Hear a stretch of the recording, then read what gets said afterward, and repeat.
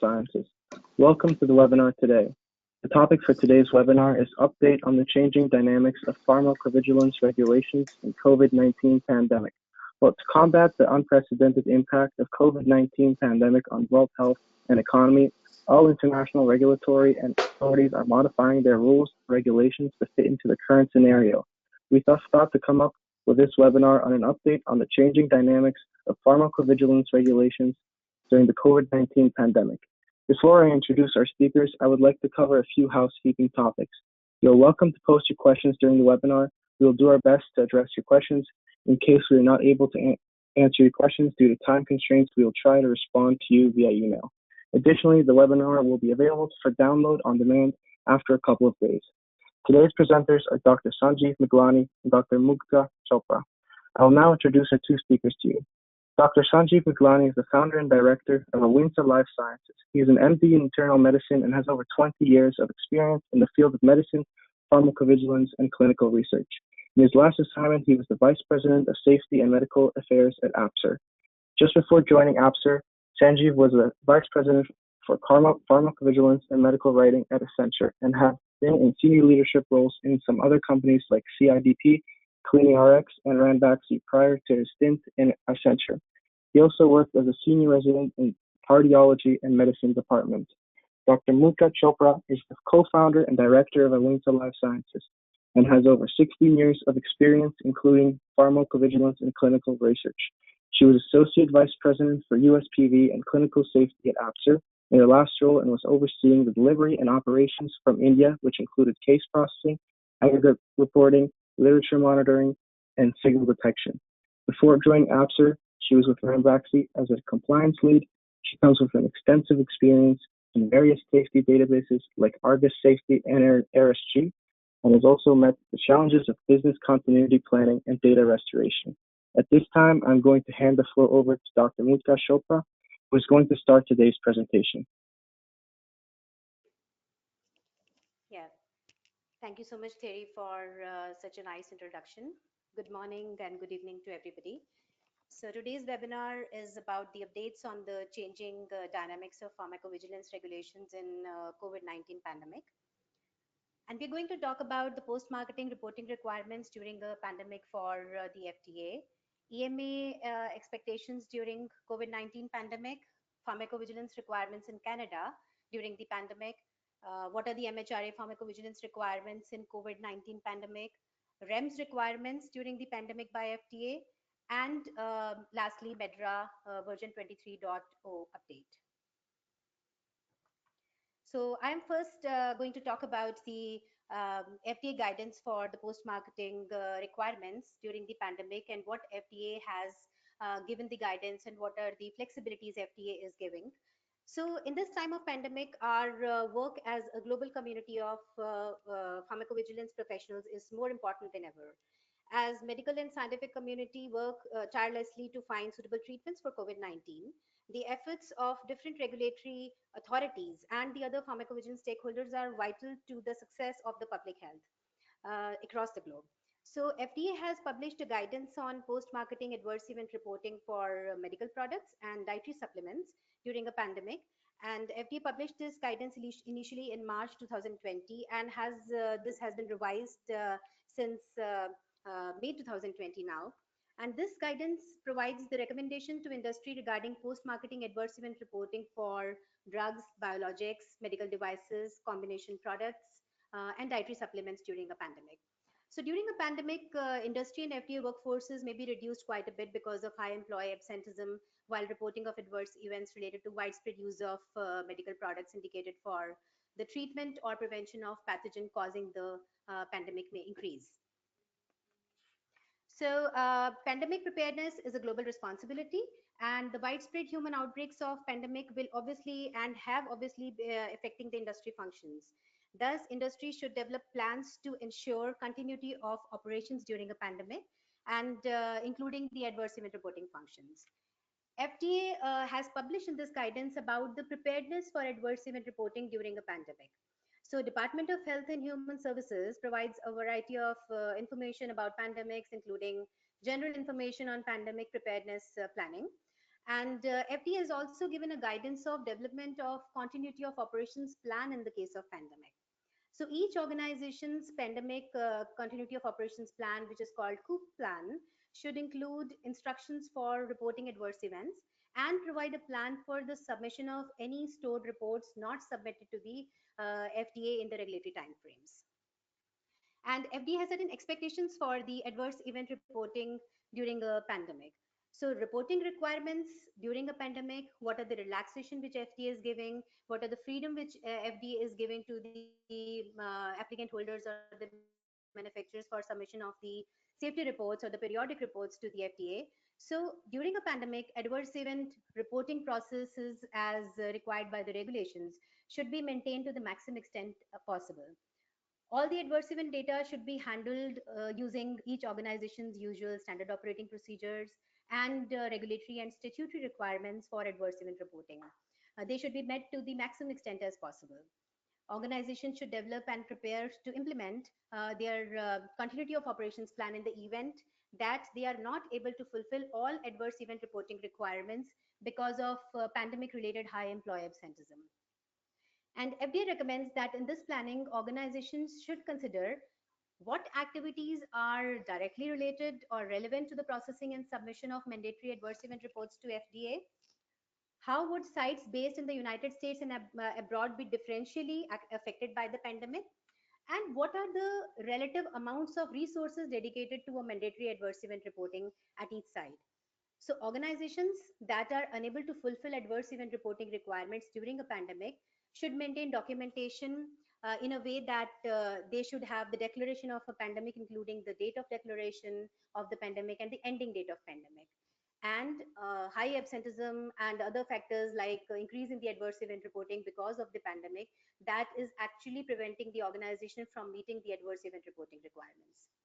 So the appropriate FDA organizational units then responsible for adverse event reporting compliance should be notified immediately when these conditions exist, as soon as they know and recognizing that notifications may be delayed due to the need to address more urgent safety issues by the FDA. In the guidance, it is also like enumerated, or FD also provides the enforcement approach during a pandemic with high employee absenteeism. FDA anticipates that during a pandemic, industry and FDA workforces may be reduced because of high employee absenteeism. At the same time, that reporting of adverse events related to pandemic related medical products might increase. FDA encourages all organizations to plan for these circumstances to maintain the highest feasible level of adverse event monitoring and reporting throughout the pandemic period when a firm is experiencing pandemic related high employee absenteeism. At the same time, FDA does not actually intend to object if, because of pandemic related high employee absenteeism, certain required adverse event reports are not submitted to FDA within the timeframes required by the regulations, provided that any delayed reports are submitted within 6 months of the restoration of the adverse event reporting process to their pre-pandemic state. I'll be talking in detail in my subsequent slides to depict which reports organizations may generally store if necessary because of the pandemic related high employee absenteeism without FDA objection, and which reports need to be submitted to FDA even if it is a pandemic state. They have to be submitted to FDA as per the normal routine submission timelines.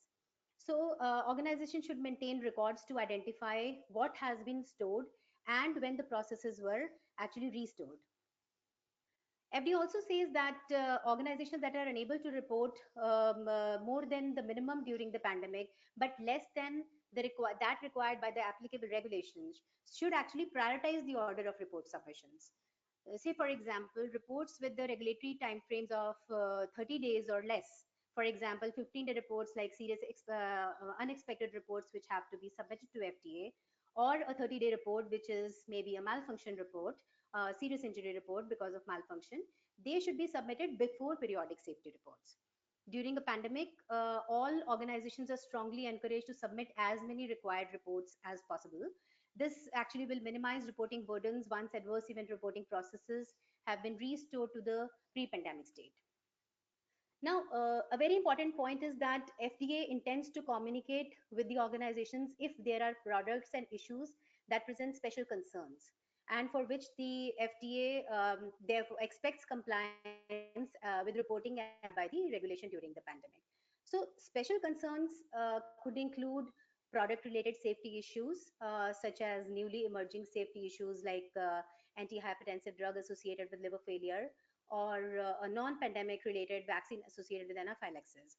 Or special concern could also be like product problems with associated adverse events like non fatal serious infection associated with the prefilled syringe that was recalled due to bacterial contamination. So, if FDA has specified a product as presenting special concerns, organizations must submit required adverse events reports regardless of any leeway which FDA is giving. Obviously, FDA has not given leeway to this particular kind of reporting scenario. So, aside and apart from these products with special scenarios, reporting recommendations for drugs and biologics are prioritized by type of product so that the reporting can focus on products that are likely to have greater use and may necessitate greater monitoring during a pandemic. Again, 15-day alert reports have to be prioritized over the periodic reports. For the medical devices, the reporting priority is specified by the outcome. That is, the fatal cases or fatal reports have to be submitted on priority versus the non-fatal ones. So, how to do the reporting and what has to be reported after the pandemic? So, FDA explains that after the pandemic is resolved and a pre pandemic state has been restored, it is expected that organizations will resume fulfilling all the requirements, reporting requirements on time, as well as submit reports that were stored because of pandemic related high employee absenteeism. Organizations should follow their plan for submission of the stored reports not submitted in the regulatory timeframes. They are generally expected to submit stored reports to FDA within 6 months of restoration of the adverse event reporting process to the pre-pandemic state, or after the notification by the FDA any timeframe established by the FDA. And organizations should also, as I mentioned, prioritize the order of submission for the stored reports. Like after the pandemic is over and we have to report the cases to the FDA as per the pre-pandemic state. So we have to actually take into consideration and do the prioritization of submission of reports. So the organizations have to be very clear in the approach to be followed, that 15-day alert reports or 30-day reports for the medical devices, they have to be reported first, followed by the periodic reports if they have stored these kind of reports to be submitted later when the situation is restored to the pre-pandemic state. So this is the snapshot of post-marketing safety reporting during a pandemic and the mandatory when mandatory A reporting is not feasible.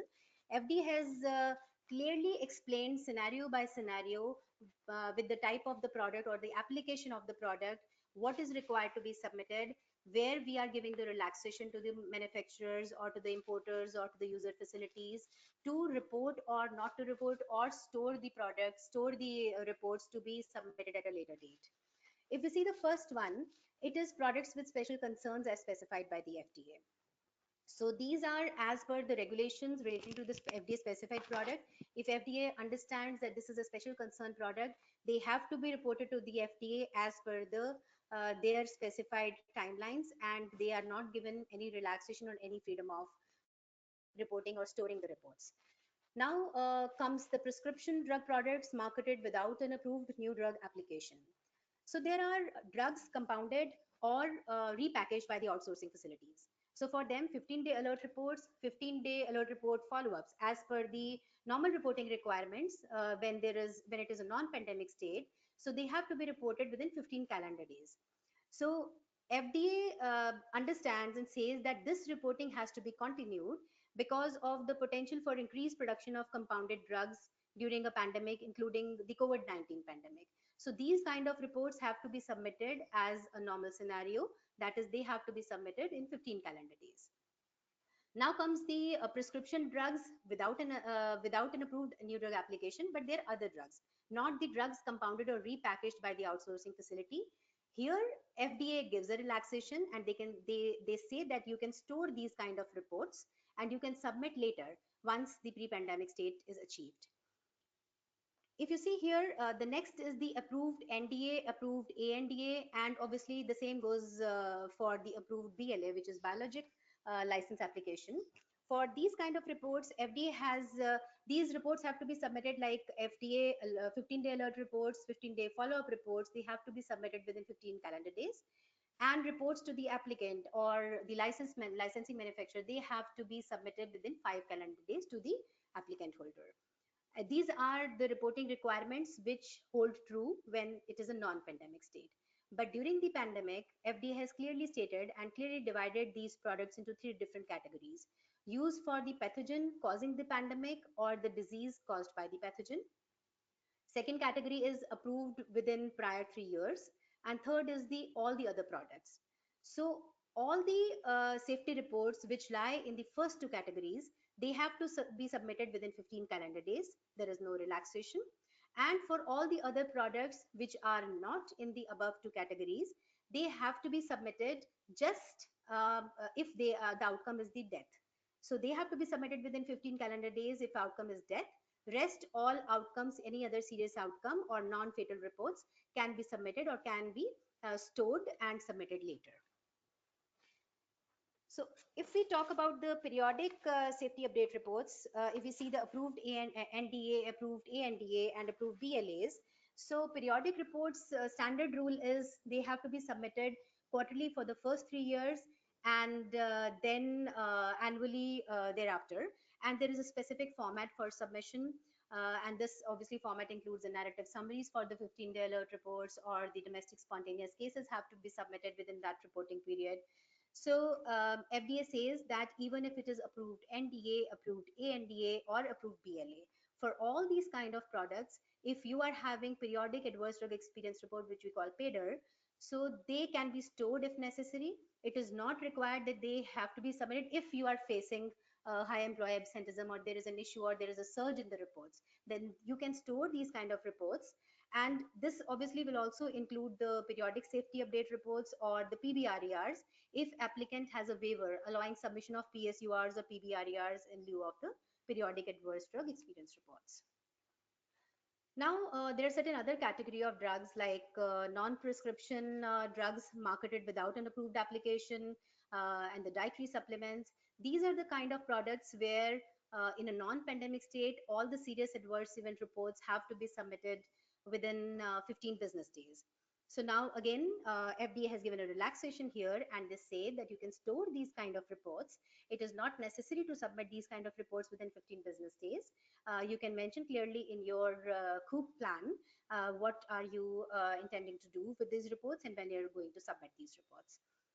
For the blood and blood components, the plasma source products, the human cell tissue and cellular and tissue based products, so these do not have any relaxation. They have to be submitted as it is done in the pre-pandemic state.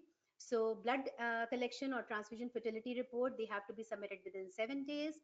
Plasma source reports have to be submitted as soon as possible, and human cell tissue product have to be submitted within 15 calendar days. They have to be submitted according to the normal timelines. Now, these were the about the products, but if we talk about the medical devices, so for medical devices, the reporting to FDA entails reporting by the manufacturers, reporting by the user facilities, and by the importers. So if we see about the manufacturers, the normal reporting requirement is the 5 working days for the remedial action reports and 30 calendar days for any malfunction report. So MDR reportable events which necessitates any remedial action to prevent unreasonable risk of any substantial harm to the public health, that has to be submitted within 5 working days. And again, during the pandemic, this again has to be submitted within 5 working days itself. No relaxation on that. But if we see about the malfunction reports, which are the device may have caused or contributed to death or serious injury, or device malfunctioned and would be likely to cause or contribute to death or serious injury. So these malfunction reports have to be submitted within 30 calendar days. Now here is slight relaxation which has been given by the FDA. If malfunction has led to the outcome of the death, then we have to submit that report. But if they are the other outcomes like the serious injury or any other malfunction report, then you can store that report and you can submit that report later.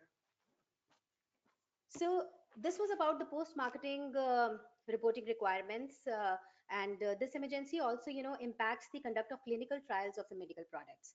Challenges may arise from quarantines, site closures, travel limitations, interruptions to the supply chain for investigational product, or other considerations if the site, personnel, or trial subjects become infected with COVID-19. And some of the important questions arise for the safety reporting during the clinical trials. And one of the very important question being, how does COVID-19 public health emergency affect the drug and biologic product clinical trials required as post-marketing requirements? So applicants who are required to complete post-marketing clinical trials for drugs or biological products follow a timetable that includes due dates for completing certain milestones in the trial. FDA encourages applicants to inform FDA as soon as possible if they experience COVID-19 related delays that may affect the applicant's ability to meet the applicable interim or trial completion or final report submission milestones. FDA will evaluate the facts and circumstances of the explanation provided, as well as the conduct of the applicant in determining whether the applicant is in compliance with the applicable authority requiring the post-marketing trial. So, applicants must continue to follow the annual reporting requirements for PMRs and should document in their annual status report the COVID-19 related reasons for missing interim trial completion and or final report submission milestones, any steps taken to address COVID-19 related factors. Another important question is, if a company is the NDA holder of an FDA approved drug for a non COVID-19 indication and is also the sponsor of an IND for the same drug being investigated to treat COVID-19. If the company receives a spontaneous report of a serious adverse event that occurred with the approved drug being used in the clinical practice for treatment of COVID-19, does the company report even the event to the IND for the COVID-19 investigational use? So, as per the guidance for the FDA, we know that reports of serious adverse events that occur in clinical practice, anyways, with any approved drug or biologic product, be it within the approved labeling indication or as an off-label use, must be reported in accordance with the post-marketing reporting requirements as per 21 CFR 314.80 or 600.80. At the same time, serious adverse events that occur during a clinical trial under an IND for an approved drug or biologic product being investigated for a new use to treat COVID-19 must be reported as an IND safety report per 21 CFR 312.32, provided the event is unexpected and possibly related to the investigational drug. So now coming back to the question whether this spontaneous report has to be reported to the FDA under the IND. So yes, regardless of whether the SAE occurs in the course of clinical practice or during a clinical trial, and regardless of whether it is first reported, an ANDA or NDA or BLA holder who is actually the sponsor of the IND investigating the same drug for COVID-19 is responsible for monitoring the safety of its drug and evaluating all accumulating safety data. If safety data indicates a new serious risk associated with the drug, IND report must be filed and updates are actually required to be made to the investigator brochure and to the informed consent document. So this is all what I had with regards to the FDA reporting requirements during a pandemic, both for the post-marketing and the clinical trial reporting requirements. I'll now ask my colleague, Dr. Sanjeev, to go ahead and talk about different expectations of different regulatory authority across the globe during the COVID-19 pandemic.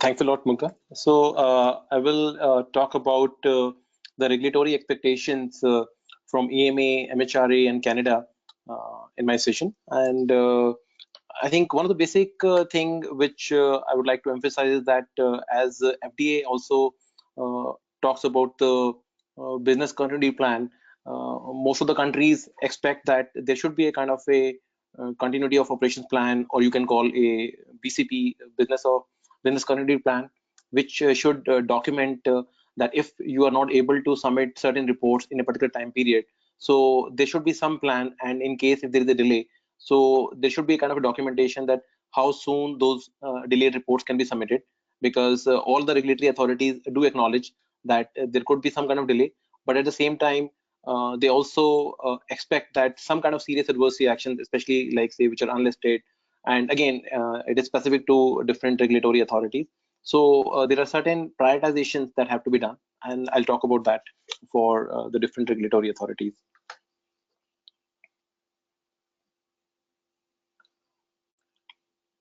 Well, the European Commission, the Coordination Group for Mutual Recognition and Decentralized Procedures, and EMA, all of them together have developed a question and answer document to provide the guidance to the stakeholders like the marketing authorization holders.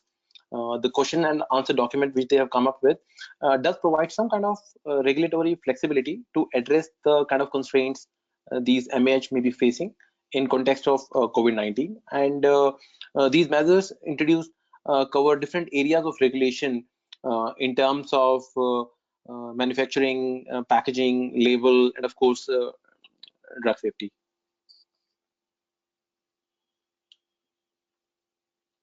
So before I talk about the prioritization which the EMA is suggesting, we should know the routine requirement first. So according to the Article 107 of Directive 2001/83 EC, marketing authorization holders in Europe are expected to submit electronically to vigilance databases all serious suspected adverse reaction within 15 days following the day on which the MAH gains the knowledge of the event. And in Europe, all the non-serious adverse reactions which are occurring in the European Union shall be submitted within 90 days. So EMA acknowledges that in these particular exceptional circumstances, there could be some high employee absenteeism, and there could be some scenarios where the companies might face some challenge in submitting certain kind of reports within the defined time period.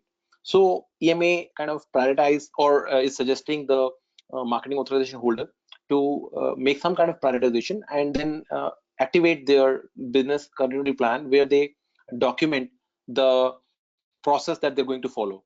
But in order to prepare their plan, they mentioned that the prioritization should be very clear. They should be submitting the serious individual case safety reports on priority, and especially the ones which are used for the treatment of the COVID-19 medication, COVID-19, like say many companies or many physicians might be using dexamethasone or some kind of glucocorticosteroids or say remdesivir. So if there are some kind of adverse reactions or serious, I mean, which are typically occurring from these kind of drugs, which are used for the treatment of COVID-19, so those kind of serious adverse reactions have to be prioritized. And second comes in this list is the submission of other serious individuals case safety reports. Then in the order of prioritization, if there are any non-serious ICSRs which are associated with medicinal product, which are again used for the treatment of COVID-19. And then the fourth in the list is the submission of the other non-serious individual case safety reports. Also, the regulatory authority like EMA does acknowledge that in this particular unusual situation, the difficulties can happen with regards to complying the timeline, but they mentioned that it is essential that the marketing authorization holder report all the serious ICSR within 15 days set out in Directive 2001/83 EC. So it's kind of similar to the FDA, where like when Dr. Mugdha was explaining about the requirement. So when it comes to the serious unlisted reactions, those kind of submissions have to be still done within the timeline. So like for payers in the US or for the periodic report even here in Europe, those kind of reports can still be required, can be submitted late, a bit late I would say, again, and there has to be a plan. Like in the US, FDA says that you can store the payers if there is a kind of a delay, and then you can submit that later, but everything should be documented very clearly as per the plan. So here again, and again in Europe, we know that all serious expected or unexpected both. It's unlike the US, where only serious unlisted reports are required to be reported to FDA. Here it's all serious. So EMA is very clear that these kind of reports should be still submitted within 15-day time frame. And while the marketing authorization holders are making the use of prioritization, as I mentioned in my earlier slide, So they should document everything in the PSMF regarding these kind of practices. And regarding the reports which are originating from the compassionate use or the named patient use, the marketing authorization holder should continue to follow the guidance which is mentioned in GEP module 6.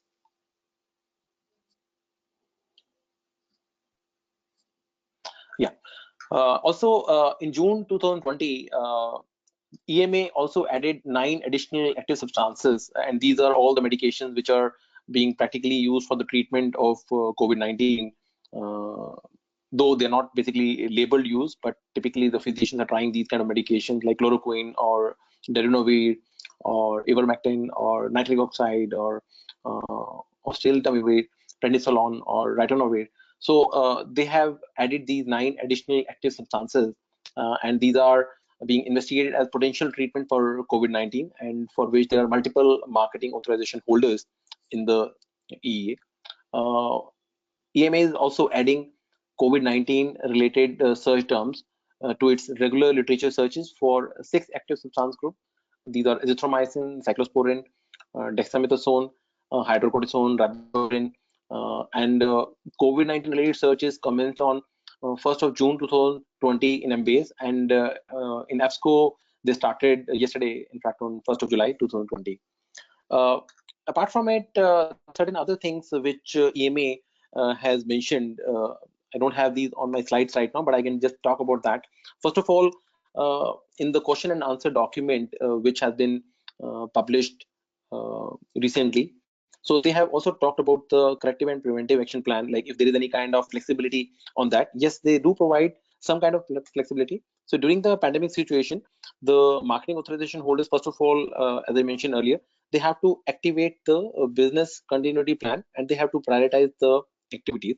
And in case MAH are unable to continue standard management of CAPAs for any kind of justified reasons related to pandemic, they should temporarily prioritize the deviation by applying some risk-based approach, taking into account the relative criticality of the deviation. So what I'm trying to say is that if there is a critical deviation, of course, for those kind of deviations, like if you're not able to submit any serious ICSR, or if there is any particular signal which was going to impact a public health, or it was going to have a significant impact on the public health. So obviously these are kind of critical deviations, and for those kind of deviations, of course, there has to be a top priority. So it has to be a risk-based approach. So wherever we think that there is a lesser risk, like if there is some non-serious event which was not submitted in time, or if there is something which is not kind of a critical deviation, so those kind of things can take a backseat. But if there is a critical deviation, or if there is any particular scenario which can impact the patient safety significantly, so those kind of deviations have to be definitely prioritized, and CAPAs have to be prepared for them on an active basis, like the way it is done routinely. Now, also, EMA does talk about the flexibility in terms of planning and conducting of the PV audits. And routinely, if I look into the regulations, according to Article 13, the marketing authorization holders have to perform risk-based audits of the quality system at regular intervals to ensure that the quality system comply with the quality system requirements which are set out in the Article 8, 10, 11, 12. So during this pandemic phase, again, and this is something EMA emphasized again and again, during this pandemic phase, in terms of planning audit, MAH have to document very clearly in their business continuity plan, and they have to prioritize their activity. And any kind of adaptation in the planning and conduct of audit should be based on the risk-based approach, with all the kind of decisions should clearly justified and duly documented as a part of the strategy of prioritization. So foreclosed audit should be prioritized, and planned audit should be conducted as soon as possible and without any undue delay. And if there are any kind of audits where the risk is lesser, and there is a kind of a provision for delay, so those kind of things can be delayed. But of course, any kind of audit which are for serious concerns, and if there is a high risk, so obviously they have to be prioritized, and there should be no delay on that. Also, remote audits can be conducted, like there could be audits which can be done via telecon or video conferencing if possible, if the risk is lesser. And wherever there is a high risk, so obviously that prioritization has to be done. And that is something which most of the regulatory authorities for the other countries also expect. And also EMA does talk about the flexibility in conducting on-site PV inspections. So we know that the regulatory authorities, EMA or the other authorities conduct the inspections. And during this COVID-19 pandemic, they acknowledge that the on-site inspections may not be possible due to multiple factors, including difficulty in traveling. And therefore, regulatory authorities may need to prioritize, reduce, or postpone such activities. And again, everything is risk-based, so they have to adopt a risk-based approach. And for the PV inspections that are a part of the PV inspection programs and which cannot be conducted on-site, so they are considering remote inspections if appropriate and feasible. And any decision on for-cause inspection should be considered on a case-to-case basis by the inspectors and the concerned assessors as applicable to determine whether a remote inspection is feasible and it could fulfill the purpose of the requested inspection. I'll now move to the requirements which have been laid by Health Canada during the COVID-19 pandemic. And the basic message again, which they also give is that the business continuity plan should be activated, because if there is any kind of delay, that process should be defined so that later on when the pandemic subsides, how will the reports be submitted and how soon everything can be normalized. So that is a message which most of the regulatory authorities are trying to give in this particular pandemic phase. So Health Canada, the Department of Health Canada will continue to use the existing Canada Vigilance as well as the medical device incident databases to monitor and analyze the adverse events to the health products. And although every adverse reaction and the medical device problem report is important, reporting of the adverse reactions and the medical device problem within the regulatory time frame may not be feasible. So they acknowledge that part because of the impact of COVID-19 pandemic.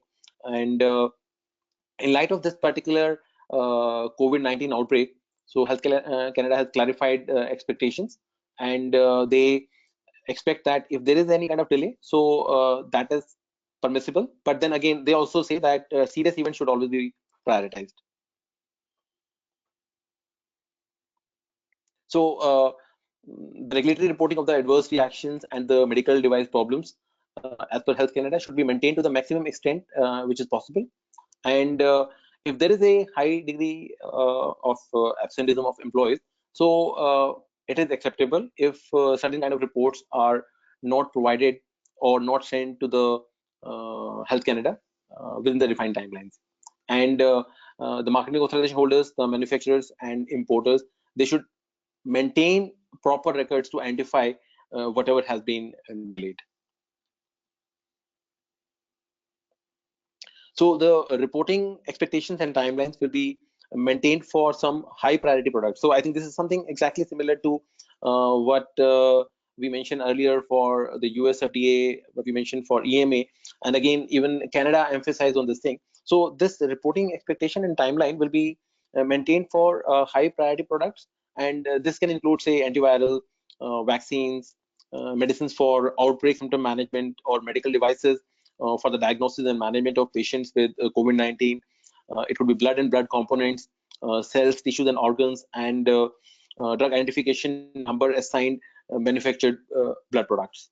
And all the reports of adverse reactions and the medical device problem with death as an outcome should be treated as priority, regardless of the suspect product.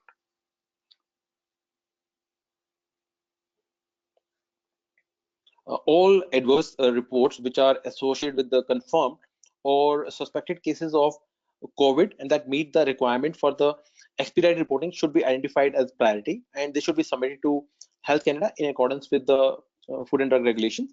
So that's something which they clearly mention. And medical device incidents which are associated with COVID-19 should be recorded or reported in accordance with the Health Canada's interim order respecting the importation and sale of the medical device for the use in relation to COVID-19.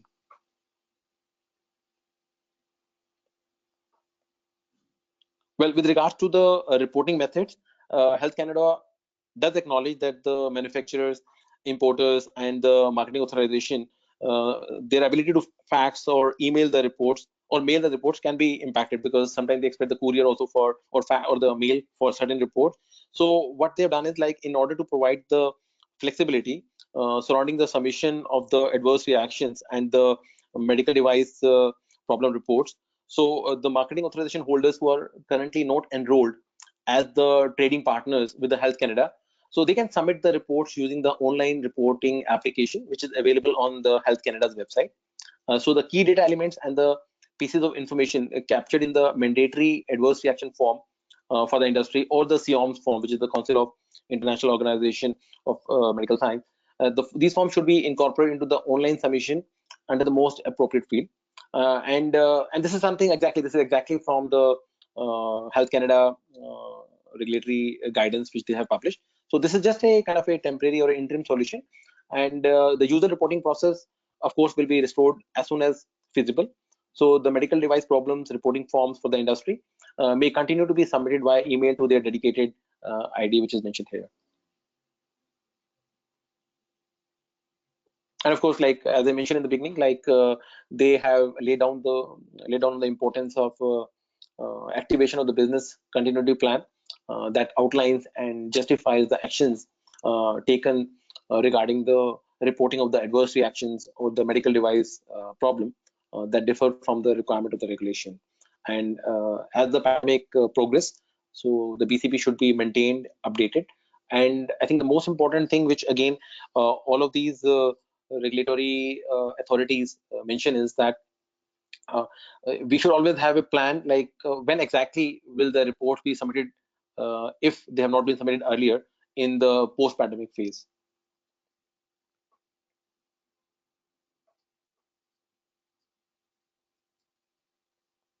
So I'll now talk about the MHRA requirements in the COVID-19 pandemic. And MHRA basically has given guidance on the flexibility for different kind of scenarios. And the first scenario which they talk about is the relaxation of the risk minimization measures. So as we all know that in the world of pharmacovigilance, obviously the risk management plans have a lot of importance. And in the US, like there is risk evaluation mitigation strategies, and in fact I'll be covering that also in some of my subsequent slides. And MHRA does give relaxation of risk minimization measures. So MHRA is basically offering urgent review procedure for industry proposals for a temporary relaxation of risk minimization measures where they place an unnecessary burden on the patient during the pandemic. And this can basically include assessment of complex issues and the risk. So the benefit balance will be required to be reviewed on a case-to-case basis with the patient safety as a top priority. And in fact, like MHRA also has given some examples in their guidance document during this pandemic phase. So like they've given the example of the pregnancy test. So they've agreed that the pregnancy test, which is being used as a part of pregnancy prevention plan, so it can be done remotely on a case-to-case basis as long as the minimum criteria are met. And they mentioned those kind of criteria, like the adequate instruction and support should be provided, and there should be a provision of a list of acceptable test kits. Then they've also mentioned that the pregnancy test should meet the minimum required sensitivity, like for pregnancy they should have at least the sensitivity of 25 milli international unit per ml. The result of each pregnancy test should be verified by the prescriber, ideally by sending a photograph of the test result. So where this is not possible, it should be verified through discussion by telephone.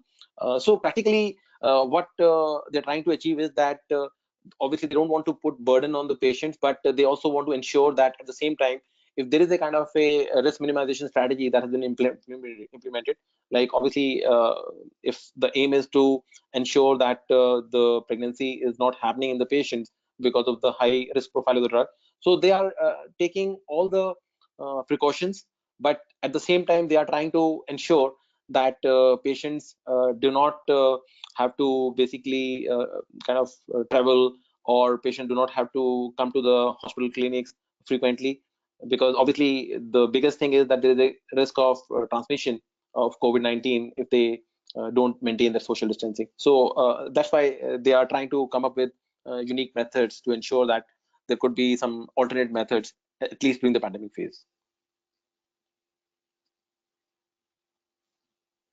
So they've also given the flexibility in the reporting requirements for ICSR. In fact, the MHRA guidance mentions that they agree with the prioritization which has been laid down by the Joint European Commission, EMA, and the HMA question and answer. But at the same time, they've also requested that a further category should be added at second on the prioritization list, which is basically the submission of other serious ICSRs which reference an impact of the pandemic. For example, if there are some use of other medicines which are impacted by pandemic, so they should be basically their serious adverse reaction should be prioritized.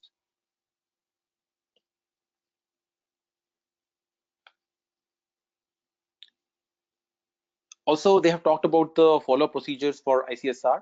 So MHRA expects that follow procedures should be kind of prioritized, and this is something like FDA and the EMA guidelines have not specifically or categorically talked about. So MHRA mentions that prioritization should be given to, of course, the serious ICSRs whenever there is a follow-up that is required to be done. Of course, like if there are some particular events of special interest, so that should come again in terms of priority. If there are any prospective reports of pregnancy, like if we have to monitor the outcome, whether there was any kind of a fetal malformation after the delivery, or if there was any particular risk that was required to be evaluated after pregnancy. So of course, these are important priority items. So for these kind of things, there should be no excuse on doing follow-up. But for, of course, for the non-serious events where there is no significant risk, so the follow-up can be kind of delayed if not possible. I mean, like idea is not to delay these kind of things. Idea is to ensure that if you can't do it, at least they can be done at a later stage.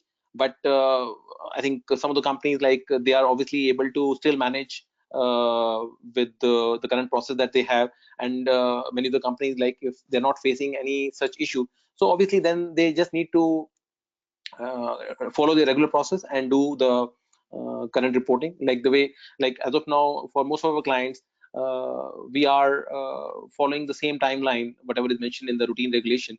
But yes, idea is that in case we think that there is if we are anticipating some degree of absenteeism, so we should activate the plans so that regulatory authorities know that yes, there is a strong reason for a company to delay some reporting, but not basically for everything.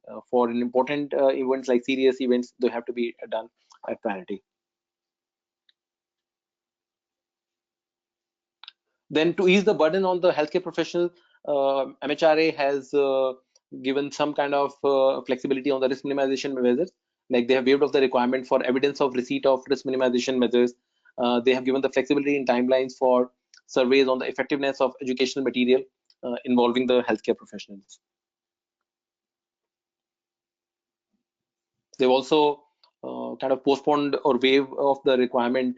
They waived off the requirement of submission of PSUR for actives, which are authorized only in the UK, that is not on the EURD list. And they've also kind of postponed some of the submission frequencies or the dates, so these can be amended accordingly.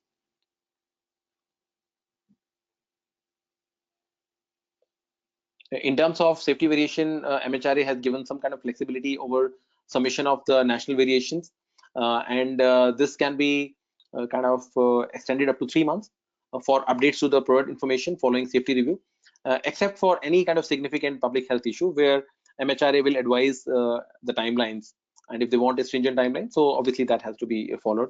And MHRA also allows the flexibility in accepting the extension request for RFI responses and flexibility to the labels and the patient leaflets.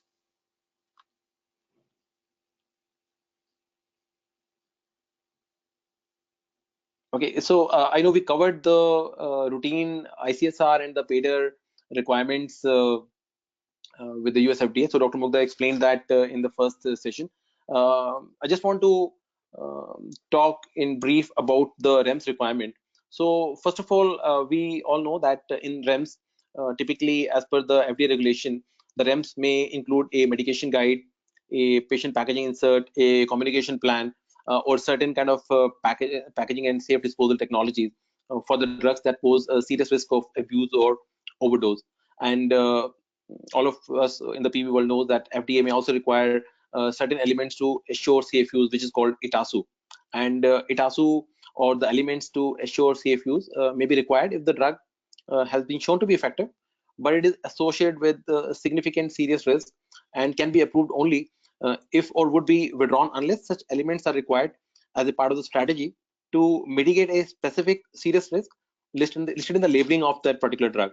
So typically, like ITASU may include one or more combination of the following requirements. Sometimes, as a part of ITASU, the healthcare providers who prescribe the drug have a particular training, and they need some particular experience level, or they need particular certification if they have to prescribe the product.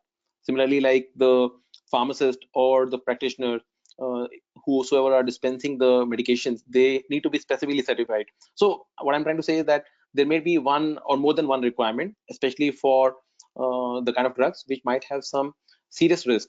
So sometimes the ITASU may require that each patient is subject to some monitoring, or each patient who is using the drug should be enrolled in some kind of a registry, or the drug which are being dispensed to the patients, they are only done in certain healthcare settings such as hospital, and they cannot be done in the routine clinics or any outcare patient scenarios. So it has to be done only in the hospital itself. So what FDA says is that for particular scenarios in REMS, there can be some kind of a flexibility, especially, and I think this is something similar to like the MHRA thing that I mentioned earlier.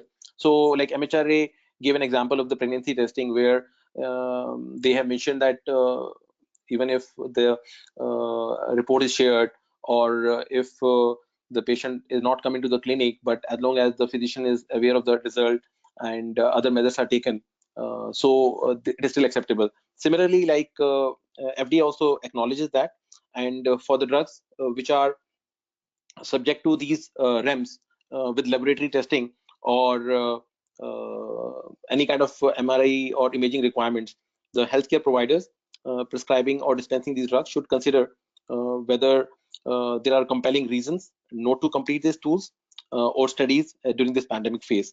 So healthcare providers should communicate with their patients regarding these judgments, including the risk associated with it. So although the REMS requirement remain in effect, so FDA does not intend to take enforcement action against the sponsors or the marketing authorization holders for accommodations made regarding the lab testing or the imaging of the study requirements imposed under different sections of the FDA Act. And the manufacturers should document and summarize in their next REMS assessment report steps which were taken to accommodate the patient access to these REMS drug during this COVID pandemic phase.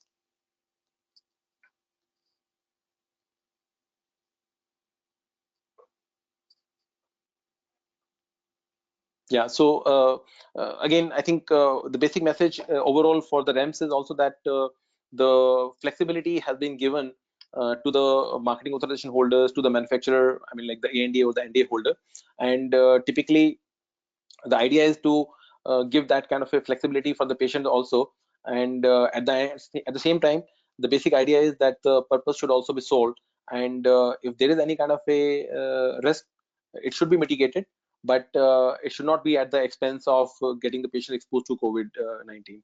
So that's how they are giving that kind of flexibility. And lastly, I think before we end our webinar, we will just talk about the Medra update. So all of us, I think, who are doing the coding in the PV world, we know that there has been an update in Medra 23 version, and the coronavirus COVID-19 pandemic basically prompted an urgent need for the harmonized standardized approach to coding and reporting the infection as a global health issue, because typically when it started in the beginning, some of the companies had a challenge coding the terms. So the ICH Medra Management Committee updated Medra 23 to include the COVID-19 related terms, and this was a kind of an exceptional change to the standard release schedule, and it was actually necessary to ensure that any scientific and medical information from the COVID-19 outbreak can be captured, shared, and analyzed appropriately.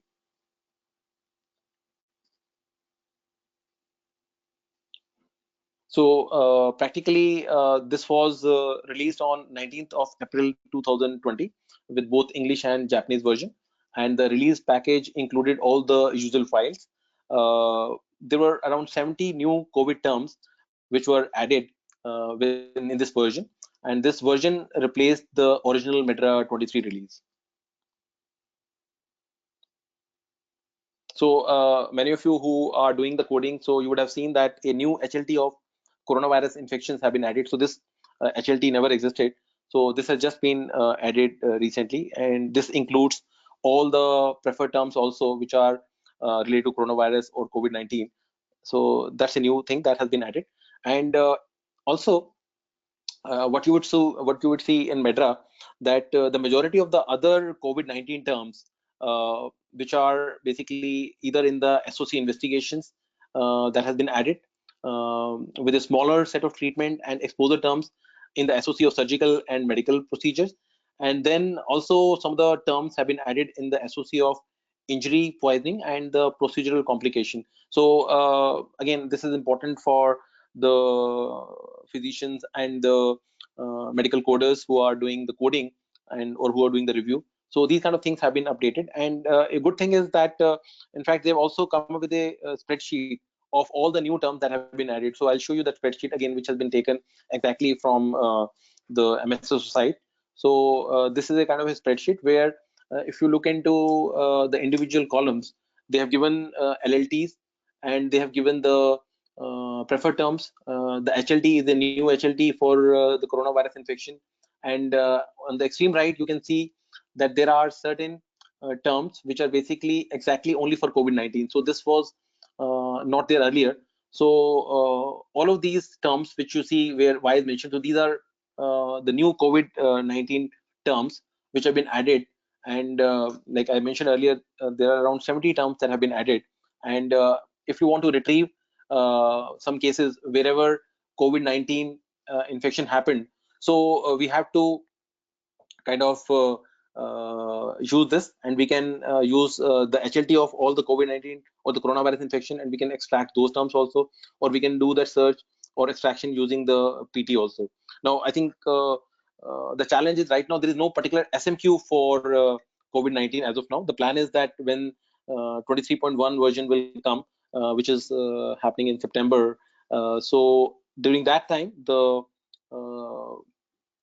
coronavirus, the COVID-19 SMQ will also come in place. But as of now, it is not still there.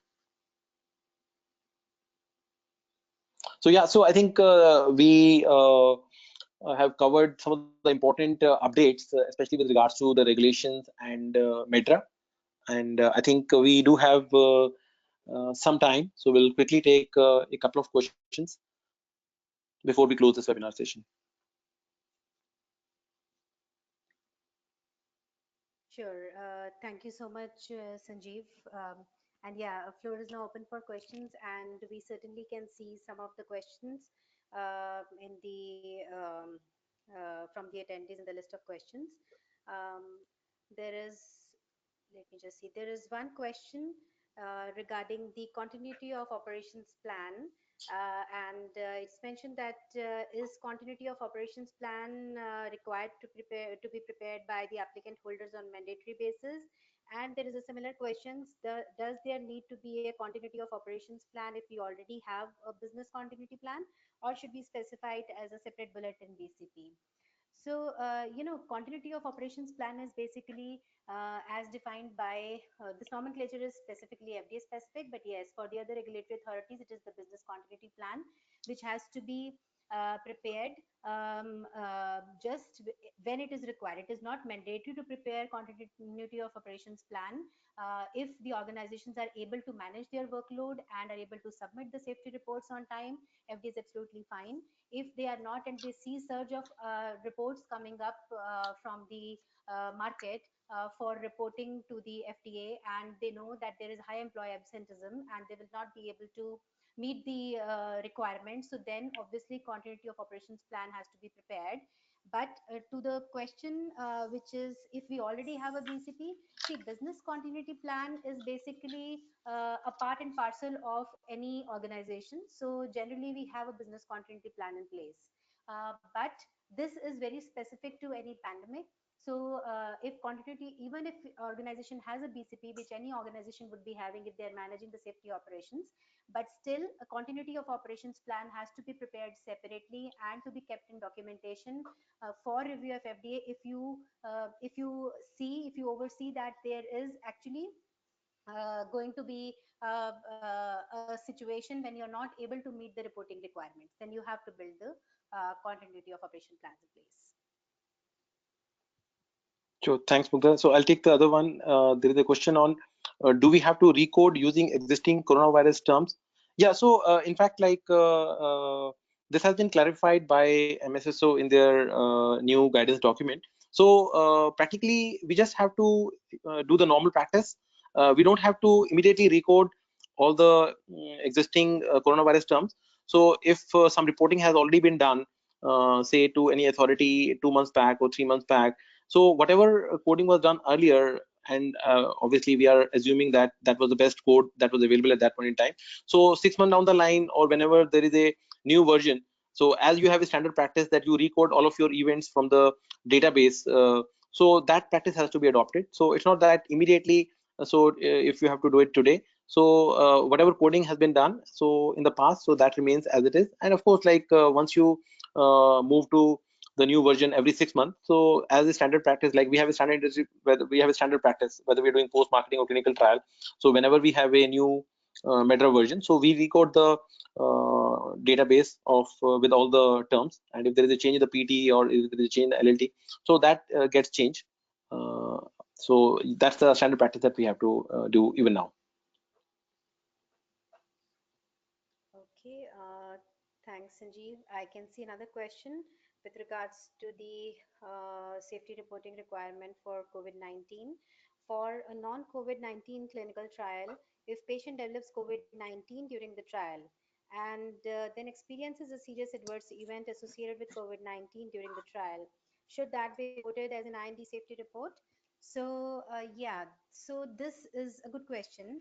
As per the requirement which is laid down by the FDA, and I'm talking about the FDA here. So, as per the requirement for the FDA 21 CFR 312.32, any event which is unexpected and related to the investigational medicine product has to be reported. So, in this case, COVID-19 or infection maybe because of, or it is because of the community spread, and any patient which experience this particular SAE because it is not associated with the adverse investigational medicinal product should not be required to be reported to FDA. But yes, any complication or any SAE coming out of that COVID-19, so then that has to be assessed appropriately to see its relatedness to the investigational medicinal product, and in case they are actually assessed as related, then they are required to be reported as per the requirements, like as per the normal reporting requirements. But yes, even to the extent that FD also says that you have to do an aggregate analysis, and in case the data monitoring committee sees and they have to take a call on that, if they visualize and they see that the adverse events are being reported or complications are being reported more from the investigational product instead of the comparator or the placebo, then obviously they can take a call and they have to review it on an aggregate basis to see if it is required to be reported as a SUSAR to the FDA. Sure. I'll take the other question. There's a question on how is the risk minimization measures being relaxed in the current situation. So I think we covered this part. In fact, some of the regulatory authorities do talk about the flexibility. I think I mentioned that for REMS also, and there's a classic example that was given by MHRA. So the pregnancy prevention test that we were discussing earlier. So see, first of all, I think a basic thing that we all need to understand is that the regulatory authorities do acknowledge that if the routine things which were happening earlier as a part of risk minimization, say if the patients were supposed to attend the clinic for the pregnancy test every time. So of course, they're trying to adopt some alternate methodology, like even though the patient may not be required to come to the clinic to show to the physician, but then remotely things can be done. They can have a pregnancy test done at some other place, and then they can just show the photograph of the test to ensure that yes, at least the minimization of the risk is still being implemented, even though the patient doesn't need to travel. Similarly, like REMS also, like in FDA guidance, FDA does talk about the mitigation strategies. So they have in fact mentioned that the healthcare professionals have to take a balanced approach, like the physicians who are say getting some MRI or some kind of a lab test done for a particular REMS program. So they have to see the criticality of the program. If they think that yes, the patient is doing fine, so they can take a subjective decision also at times. Of course, like as soon as possible, whenever it is feasible, the patient will have to get their LFT or any particular test. Or as I mentioned, like patient can get their test done. They can send the photograph and just ensure that yes, the risk minimization efforts are still being done. But FDA is very clear that it's not that if things are supposed to be done in a particular manner in routine situation, it's not that now they will expose the patients to unnecessary risk just because of REMS. They don't want that patient should have unnecessarily exposure to COVID-19 by traveling to the hospitals. While the risk minimization is important, they understand, but they know that if there are some alternate approaches, so that have to be followed. And so therefore, in some scenarios, they've given some guidance. Of course, they can't give guidance on each and every REMS program. So the healthcare professionals, the physicians have to take a balanced approach, and as soon as the situation becomes possible or feasible, so they can go to the normal routine process. But as of now, they can follow some kind of flexibility depending on a case-to-case basis.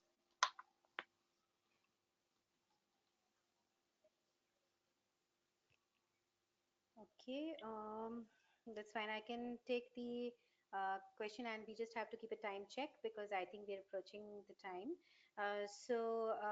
Next question is with regards to the payers for submission to FDA during pandemic. Is there any flexibility for payer submission to US FDA? Yes, during the pandemic, as I mentioned in my slides as well. So during pandemic, if it is even if it is an ANDA or NDA or a BLA holder, the payers can be actually stored if they are necessary, but obviously this documentation has to be done very clearly in the coop, and they have to they can be stored and they can be submitted later when the situation is restored to the pre-pandemic state. So yes, the answer to the question is yes, there is a relaxation to the payer submissions. So I think in the interest of time, we'll close the webinar. I know there are a couple of more questions. We'll try to address as many as we could, but probably now, since it's already we have closed the timeline. So now I think we'll have to close the session, and probably we'll connect again for the next webinar very soon. Thanks a lot. Thanks, everyone. Sure. Thank you everyone for attending the webinar and making it success. Thank you so much, and hope to see you soon with another topic, and we'll be back. Thank you so much. Thanks a lot. Thanks, everyone. Bye.